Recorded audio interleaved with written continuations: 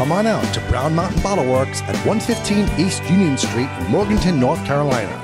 The place to be for great craft beer. Browse their shelves filled with hundreds of craft beer selections. Relax and enjoy one of their 8 draft taps. Show your love for the store with their logoed t-shirts, hats, and glassware. Want to see what they have in stock 24 hours a day? Check out their website at www.brownmountainbottleworks.com. We'll see you there.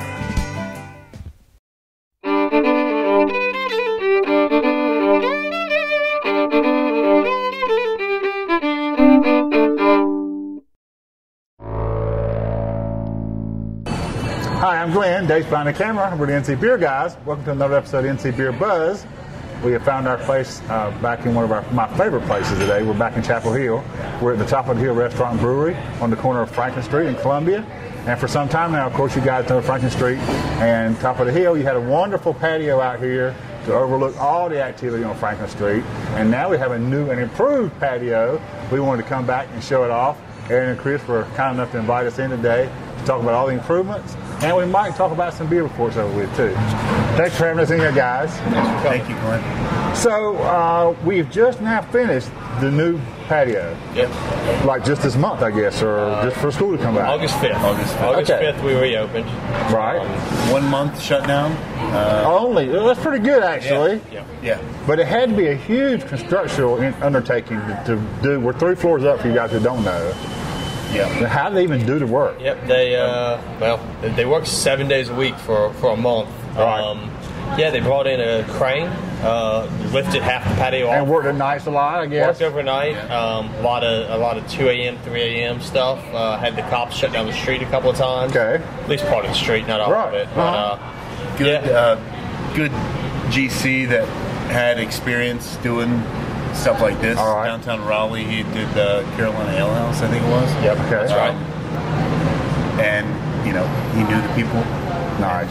So we still have all the beautiful view, same location, but the place has been broken up a little bit. We've got one area that's totally got the potential to be covered, but it feels like today it's open. But we've got these nice garage doors, so it can be shut down in bad weather. Yes. And I guess it could be air conditioned. I don't know if it is or not when it's shut down.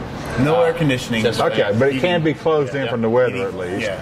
And then we've got in the corner a nice always open area. The main corner in the front between Columbia and Franklin cannot be covered and just is always going to be open. Yeah. And then we've got a always enclosed area of the patio where you still get the ambiance of a patio, but you're not out in the elements. Yep. So it kind of offers the changes for everybody. Yeah.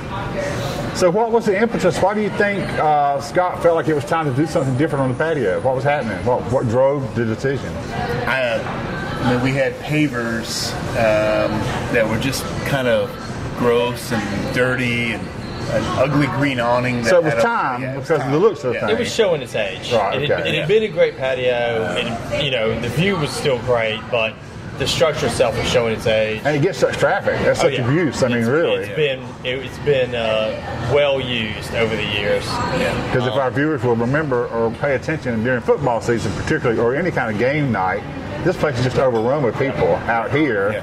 Not only is the inside full, but out here it's just standing room only because everybody wants to take in what's available just over the way. You could be walking and you could sprain an ankle or fall down the rock if you're wearing So we've got new from floor up then. Yep. Yes, sir. They stripped down. The only thing that stayed was this outside rail. Okay. They stripped the entire awning, the entire floor, the audio visual, everything. Stripped it down 100%. And rebuilt every aspect of it. So you can see now it's a poured concrete floor. Yep. So way easier to maintain, way smoother, much nicer aluminum awning now. It lets more light in, but it also actually covers better. The garage doors, so like you said, fully enclosable.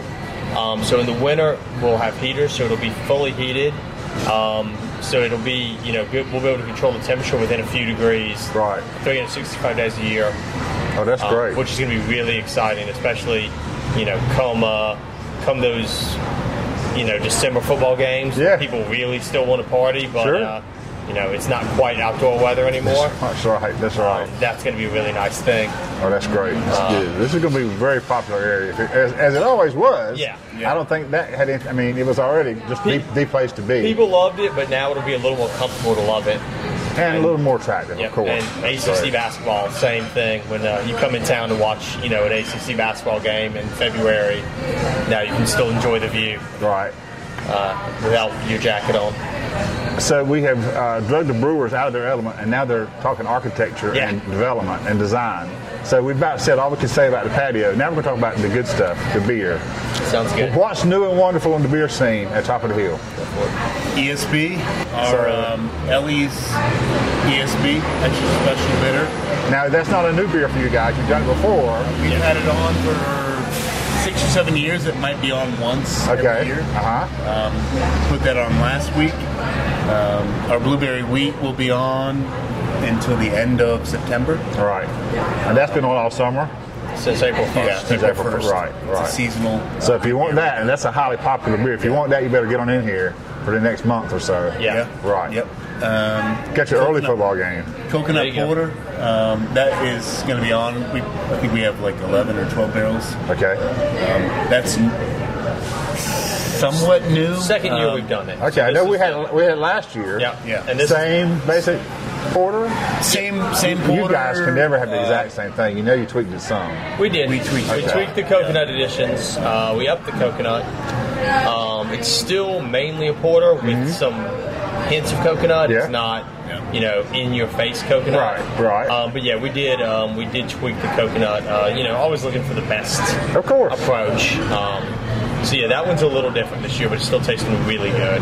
So that's on nitro. Right. Pretty light. Always on nitro? Yeah, It's we've always done it on nitro. Okay. All right. It's pretty light for a dark beer. Like it's a pretty summery dark beer, which is why it comes out this time of year. So if people are really seasonal, I mean, people drink stouts all year. Sure. And porters, but if they are particularly like to drink in the styles, it's not too early to drink that. No, it's definitely a It's not dark going to be beer too heavy made and for dark. the summer. No, it's by design. Might be Summer dark beer. 5.5. Yep, 5.5%. Right. A little bit fruity. It's a little tropical with the coconut. Right. It's good. It's good sunny weather beer. Now, of course, we've got the standard flagships too. And what is the best-selling beer? What do you sell the most of out here? Year-round, it's our Old Well White. Okay. Seasonally, it's our blueberry wheat. So Right, of course, when it's available, it's the big seller. It's like wheat beer central. Right. And they still serve it with the actual blueberries in it. They put some in every glass. Blueberries, Right. Yeah. But Old Well White year-round is our number one. Similar to Blue Moon. Right. And then you might have our Keenan Lager and then whatever IPA we have on. So the flagships haven't changed, and there's no sign that they will change. We keep two on all the time. They'll never go away. The Old Well White, the Keenan Lager, they're never going away. We have two IPAs that rotate 6 months each, give or take a week. We have the super traditional Ramshead IPA. Right. It's probably this IPA we're known for. It's an English style IPA. And then you have two more that you rotate in? So no, one more. So that rotates off half the year. All right, I got you. And then the Dr. Clark's IPA, which is more of an American style IPA. Which is the newer IPA for you guys. Yeah. Right. Much lighter. Yeah, much lighter in color. I don't think I had that one this year, last year, so I have to try that. Yeah, we have it on now. We'll probably have it on probably again till around the end of September. Right. It'll kind of go with the rest of the beers when the fall change comes. But yeah, it's definitely lighter, more fruit-forward kind of IPA. Now, we think of Top of the Hill brand being available here. Yep. Are there plans? Do you ever envision it being a packaged product and out in the public too widely, or is that not something to dream about or think about? I think we would love it, but with production years capacity? ago, plans changed, and we opened a distillery instead of another brewery. Our owner, Scott Malin, wanted to package and distribute. Right. We have a small hand canning machine that we occasionally do. We have several little draft accounts. So it's something that we think about. And tinker with on the edges of it, but not in a big way yet. No. Not yet. No. We don't have the capacity. We don't have the cold storage. So it's something that, he does all of the take deliveries. A lot of our draft accounts are near my house. Okay, right. Yeah, our house is Make it easy that way. That's right. We'll sell you beer if I can get you on the way home. That's it. Or on the way to work. That's it. We really think if we had the blueberry wheat in cans, or oh yeah, I mean, we'd kill it. But it's all about that coconut porter would do great too. Yeah. Packaged product. Yeah. So, one day probably. Well, you got a dream. You got to have something that's future plan. Well, we got a new patio. Maybe got a new patio now. Maybe you can get some other beer project. We get a new production facility.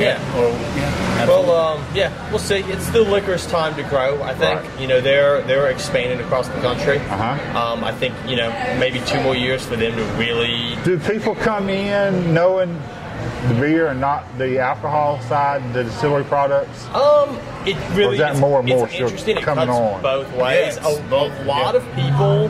It's funny. A lot of times people will say, "Oh, you guys make beer now too?" Oh, like that's the new thing. Yeah, because the liquor's kind of got. I don't know. It's like more interesting. Right? It gets more coverage. It's not more interesting, but it's like newer. It's the new kid, and they get the attention. So the new baby is the one that gets the attention. So a lot of times people are like, "I love your gin. It's great you started making beer." And I'm like, only 20 years ago. We just got into this. Actually, when this releases, will be our 20th anniversary. Yeah. Okay. So next week's 20 years as a brewery and restaurant. Oh, that's great. By the time this comes out, So this is timely in that regard too. Then. Right. That's great. Yeah. But so it cuts both ways.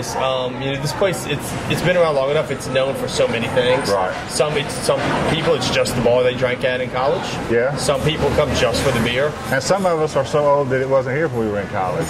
I don't know what was here There's a few in the late 70s, but the gas station was gone actually. But I think that's what it was downstairs. That's right. Thanks for having us in, guys. Yeah, cheers. Till next time, this is David Glenn from the top of the hill overlooking Columbia and Franklin Street in Chapel Hill. Till next time, remember, drink local and keep your beer dollars from North Carolina.